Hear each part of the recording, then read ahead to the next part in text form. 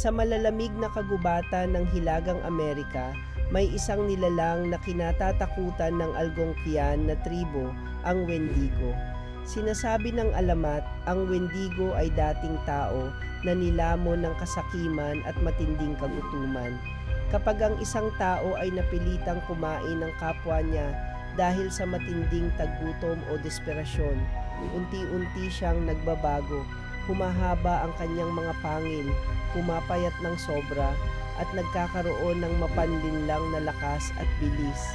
Hindi siya kailanman nabubusog, palaging gutom, palaging naghahanap ng bagong biktima upang lamunin. May mga kwento na nagsasabing naririnig ang Wendigo tuwing gabi kasabay ng malamig na hangin. Ang kanyang malupit na ungol ay babala sa mga naglalakbay sa kagubatan. Ang kanyang presensya ay nagpapalakas ng takot at nagpapalabo ng isipan ng tao na nagdudulot ng pagkabaliw. Ang alamat ng Wendigo ay nag-ugat sa mga tunay na kwento ng taggutom noong sinaunang panahon, kung saan may mga naitalang insidente ng kanibalismo sa gitna ng matinding kahirapan.